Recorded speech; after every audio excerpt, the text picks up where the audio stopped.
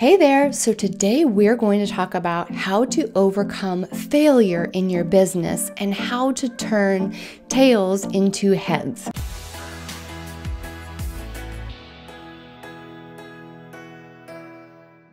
My name is Sarah May Ives, and this is a topic that I am so passionate about because I truthfully have had years of business failure. So my passion is helping women start highly profitable Facebook ads businesses in a record amount of time, usually around 90 days. So if you want to learn more, if you like the content that I'm speaking about, I do encourage you to subscribe to my channel and to also hit the notifications bell so that you can see when we have new video content come out. So I'm so excited to dive into today's topic because it is a very juicy topic. It is the topic of failure. Now, failure is a part of being human, right? Like we all fail. We all have this really strong fear though of failure, right? Because we're like, oh my God, what if I fail? What if? Honestly, 9 times out of 10 when we fail, it's not nearly as bad as we think it's gonna be. But nonetheless, I really felt like it was worth devoting a video to specifically talking about business failures and how you can make those into actual wins and progress for the future. Let's start out with my number one tip. My number one tip to deal with business failure is to adopt the mindset of radical responsibility. So what I mean by radical responsibility, and by the way, for all the women who work with me, I put them through a training that I put together about radical responsibility. What it essentially means is literally taking radical responsibility for the outcome in our life. And for every single circumstance that happens to us, asking yourself the question, what can I learn from this situation? So often when we go through trying times, when we go through failure, as a human, it can be very tempting to deflect the blame outside of ourselves. It can be very tempting to say, well, I did this, because of this, and it was so-and-so's fault. Your life will be absolutely transformed when you start to take radical responsibility for what the outcome of your life is. Radical responsibility for every single thing that happens to you, even the things that you think like on the outside, this really isn't my fault. A lot of times in life, even if something isn't our fault, we can definitely backtrack and think, well, if I did this differently, if I contributed in this way, things could have been differently. I also want to be very clear that this is not about blaming the victim. Radical responsibility is absolutely not about shame or blaming you, nothing like that. It is really purely focused on helping you to evolve as a human and helping you turn those more difficult circumstances into your life into wins. Because when something bad happens to us, we can think poorly about it, we can associate a very negative story with it, or we can say, I learned how to be a different person because of this, or I learned how to do this differently as a result of this tough circumstance. It's almost like when we, I've watched videos before where people have said like, how could we rewrite this experience? How could we actually change the story of what you are telling yourself about the experience? And that's a very important thing to reflect on when we do experience business failure. So the number one thing I would ask you to do is get really practical. Ask yourself, yes, this situation sucks. Yes, it's a little crummy, but how can I turn this experience into a learning experience? So when it comes to my first business was an epic failure. Well, maybe epic failure is a little bit of an exaggeration because I did have some wonderful outcomes as a result of the business. I built a wonderful community. I was a raw food teacher. So I built a wonderful community. We had monthly potlucks, we had many classes, etc. I had clients that I loved working with. It's just the unfortunate thing is it wasn't a business. It was an expensive hobby because it was really hard for me to make money from it. It was hard for me to charge what I was actually worth, which put me into a work from home prison, but that's a side note. Now, when it came to 5 years later, I had, worked myself to the bone. I was just ready to give up. I could have just gone back into my shell and said, you know what, Sarah sucks at business. Sarah should never try again. And I actually did that for a little while. I went back to my full-time job with my tail between my legs, so to speak, and I was like, ugh, why couldn't I make business work? I guess I'm just a bad business person. And then on top of that, heaped on top of all my shame and humiliation, I heard people say that if you experience business failures, it means that you're more likely to fail again. I remember those really depressing stats. This is not true. This is 100% not true. In fact, one of the most important qualities as an entrepreneur is tenacity, your unwillingness to give up, and building resiliency and continuing to move forward despite failures. In fact, I would wager a bet that all successful entrepreneurs have failed, and they have decided to move forward despite their failures. And one of the key ingredients to moving forward from their failures was them asking the question, what did this teach me?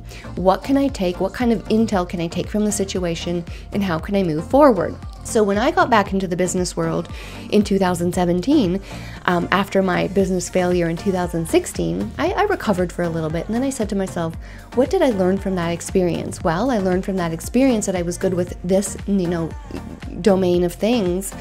I couldn't charge enough, but how can I translate that into a more effective business? So I basically asked what I could have learned from that situation and how I can turn it into a positive. So when I got back into the business, I was more business savvy. So that's really one of the most important things you can do with business failure is ask yourself, how can I turn this into a learning opportunity? And that is going to help you to move forward. Now, the second most important thing is to adopt that mindset of refusing to give up. Now, it doesn't mean that you have to continue doing the same thing always, because obviously with my raw food business, at one point I gave up, but I just modified my business. I didn't actually give up on myself, and I didn't give up on my vision of me wanting to be an entrepreneur. I just accepted that it just wasn't the right time for me and I needed to do things a little differently. So you have to understand that one of the most important things you can do to turn your failures around as an entrepreneur is not only learn from it, but commit to being tenacious, commit to being determined, and commit to being focused no matter what. And that is going to get you so much farther than if you stick in that little ball of shame and you decide not to move forward and you decide to give up. Think of all the things that you would miss out on if you didn't have a successful business. So I really want you to meditate on the fact that you can absolutely move forward despite failures. And really, a lot of the entrepreneurs who succeeded are really just those who refuse to give up. And I remember thinking that, one of the most single-handed things that contributed to my success was really that I just outlasted some of the other people that started and then gave up. So if you can adopt that mindset, and if you can adopt that you will outlast other people, your chances of success will be that much higher. Another thing to remember is to don't take things personally. When we go through business failures, it can be really tempting to fall victim to the judgments of others. And this is even true just when it comes for starting our businesses, period. We can often think like, oh my gosh, so-and-so is judging me. My family member thinks that I shouldn't start a business. I remember like after my first business failed, I had tons of judging eyes. Not only did I return to my workplace where I had a bunch of colleagues saying like, hey Sarah, why didn't your business turn out?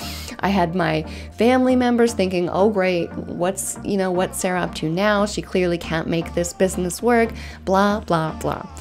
I want you to grow and flex your I don't give a care muscle. And I don't mean that you don't give a care about people, but that you just don't care about their judgments. One of the most important things that I did when I came back from my business failure is I made the conscious decision to just basically tell myself and the most trusted people in my life. When I started my first business, I was very verbal about it. I told everybody, I shouted it to the rooftops. And what happened is when I did fail, I had a lot of people watching me. Now the second time around, I kept things a little bit more intimate. I just worked on it myself and I told my most important family members. And that was really, really crucial to protecting my mindset. One of the most important things that you can do when you're bouncing back from business failure is to protect your mindset and make sure that people are aren't messing up how you feel about yourself and how you feel about your business. Because your mindset is just a precious resource for succeeding. And a lot of times the question of success is not really whether or not we can do it, but it's really how we're interpreting events, and it's really how we're interpreting if we're capable of doing it. So I really would encourage you to very strongly work on that mindset and make sure that you're not letting people in and that you're not taking the judgment seriously. Try to just deflect those as much as you possibly can. The last thing that I'll leave you with today is just really how important it is to not give up and to not be afraid of trying again. I want you to adopt the mindset of you being that savvy business owner. You failed before, but that doesn't mean that you can't do your research, cross your T's, dot your I's, and put your resources, energy, time, motivation, money into a business that is really deserving of it. Just because one business failed doesn't mean that another can't succeed. It's just like when we're searching for our soulmate. We don't just go on one date or one relationship and then call it quits. We continue to persist to find someone else. Just because love has failed once doesn't mean that it can't happen again. So I would highly encourage you to stay in the game mentally. Don't think that just because you failed once, you can't continue. Without a doubt, every single successful entrepreneur started with some sort of business failure or has experienced some sort of business failure. They're just not afraid of failing as much as the average person. They're willing to take a bet. I always say that about myself. I've always been a little bit of a gambler, not with things like gambling my health or money or anything like that, but when it comes to business, I'm not afraid of taking some business risk because I recognize that the worst that can happen is actually not that bad. So I would encourage you to don't tell yourself the story that you're not good at business. You just haven't made the right business decisions so far in terms of what kind of business, but success is available to you. You can absolutely, without a doubt, have business success. So the last thing I'll tell you about is our stories of adversity can be turned into stories that actually attract clients to working with us. So I would highly encourage you to take that business failure and turn it into a part of your identity in terms of, yeah, I've been there, yeah, I failed, and now I have overcome that adversity and I am this different person as a result of it. So I hope this video has been helpful to you. I hope that you will walk away with some renewed optimism and enthusiasm for your business. If you have any questions, just put them in the comments below. I cannot wait to help you in terms of answering any of your questions. So thank you so much for watching and have an awesome day.